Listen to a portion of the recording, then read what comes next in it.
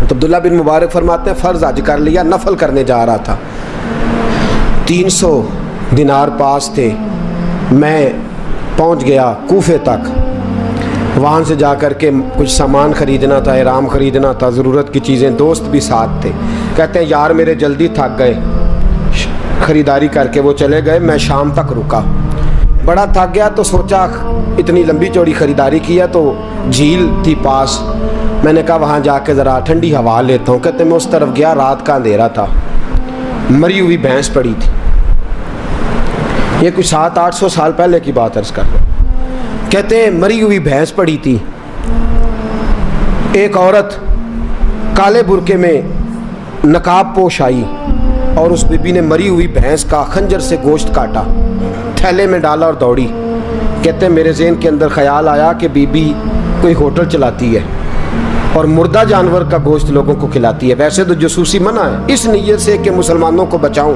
اس کے پیچھے ہو لیا۔ کہتے ہیں وہ گلیاں گزرتی گزرتی کوفے کی تنگ گلی میں گئی، ایک بڑا سا دروازہ لکڑی کا، بڑا پھاٹک جو پرانے شہروں میں ہوتے، کہتے اس بڑے پھاٹک پر اس نے زور زور سے دستک دی، دونوں ہاتھوں سے دروازہ کھلا، وہ عورت اندر داخل ہوئی تو 3-4 بچیاں جھٹ سے اس کے گرد اکٹھی ہو گئیں، اماں کچھ لائی ہو؟ تو رونے لگی، کہنے لگی میں کچھ نہیں لا سکی، کہنے لگی یہ مردہ جانور کا گوشت ہے، اور حضور نے فرمایا جب مرنے لگو تو مردار کھا کے بھی جان بچا لو، اب میں دیکھتی ہوں تم سے کھڑا نہیں ہوا جاتا، نہ کھاؤ گی تو گر پڑو گی، یہ مردہ ہی ہے پکا لو۔ کہتے ہیں اگلے لفظ اس عورت نے کہے تو میں باہر کھڑا چیخنے لگا، وہ کہنے لگی ہم سید زادیاں ہیں، صدقہ زکوٰۃ کھا نہیں سکتی، پر سب روگاں دا روگ محمد، جس دا نام غریبی، کنڈ ولا کے لنگ جاندے سب دوست یار قریبی، سید ہیں، صدقہ زکوٰۃ یہ مردار کھا کے گزارا کرو۔ کہتے ہیں پھر اس عورت نے 4 بیٹیوں کو سینے سے لگایا، کہنے لگی تمہارا باپ زندہ ہوتا تو یہ دن نہ، سید بھی اور یتیم بھی اور مسکین بھی۔ پھر وہ روئیں، حضرت عبداللہ بن مبارک کہتے ہیں زور زور سے دروازے پہ دستک دی، بی بی باہر آئی، کون ہے؟ تو میں نے کہا میں عبداللہ بن مبارک ہوں، محدث ہوں، زمانہ مجھے جانتا ہے، میرے شاگردوں کی لسٹ بڑی لمبی ہے۔ کہنے لگی اچھا تو؟ کہنے لگا یہ 300 دینار ہیں، تو مہربانی کرے تو رکھ لے، چلے اپنا کام کریں ہم جانے ہمارا۔ کہتے میں نے زمین پہ گھٹنے ٹیک کے نا تو سید زادی کے آگے ہاتھ باندھ دیے، میں نے کہا میں نوکر ہوں، تم اولاد ہو، میں خادم ہوں، تم نسل ہو، مہربانی کرو، مہربانی میرے اوپر مہربانی، پیسے رکھ لو۔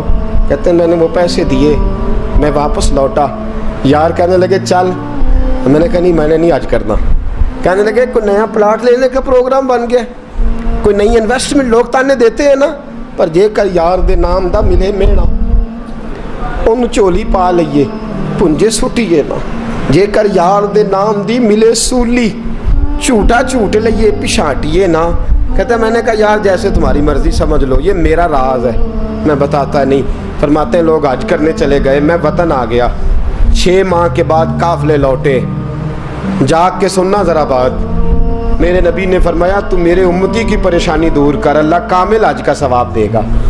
فرمایا میرے حبیب علیہ السلام کی امتی حضرت عبداللہ بن مبارک فرماتے میں آیا حج کر کے، حاجی آئے تو میں بڑی حسرت کے ساتھ، میں گھر میں روتا تھا، سوچتا تھا آج وہ مینا میں ہوں گے، آج وہ مزدلفہ عرفات میں ہوں گے، آج وہ لوگ جمرات کی رمی کر رہے ہوں گے، میں تڑپ کے سوچتا تھا آج در رسول کی حاضری دے رہے ہوں گے۔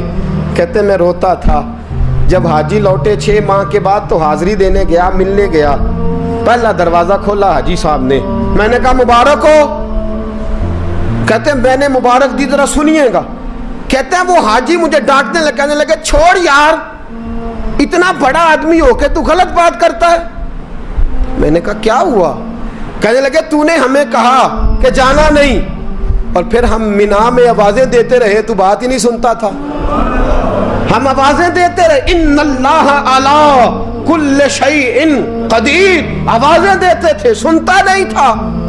کہتے میں حیران ہوں، میں یار میں تو گیا نہیں۔ کہنے لگے ہم 11 حاجی جھوٹ بولتے ہیں تو وہ اکیلا سچ بولتا ہے؟ सब ने देखा है। कहते मैं पलट आया, चौथे दिन फिर एक हाजी को मिलने गया, मुबारक दी।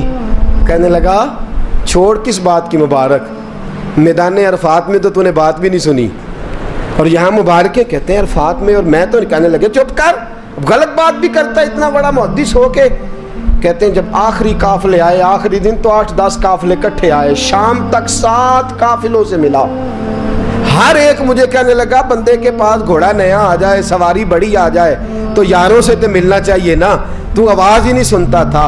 फरमाते हैं मैं थक गया कि इलाही माजरा क्या है, मैं तो यहाँ इस शहर की गलियों में फिरता रहा और ये सारे हाजी क्या क्या रहे हैं।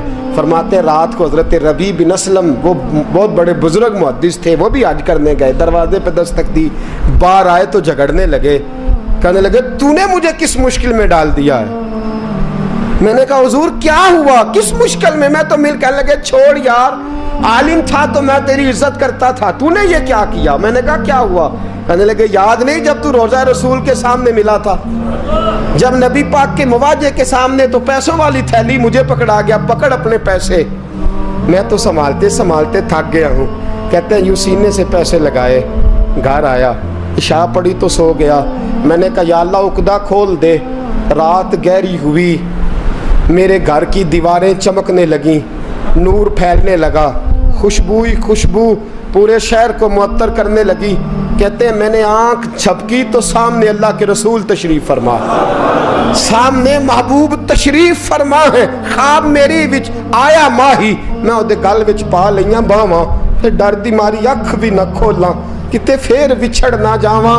फरमाते मैं महबूब पाक की जियारत की तो नबी पाक अलैहिस्सलाम का दीदार करके फूट फूट के रोया। अब मेरा दिल था हुजूर बोले कोई बात करे, महबूब बोले लब खोले। फरमाया क्या।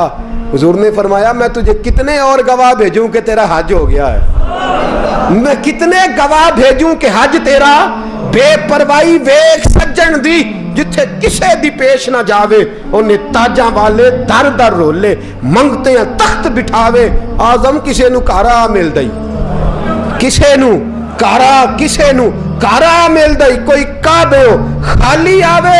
फरमाया कितने गवाह भेजूं कि हज हो गया।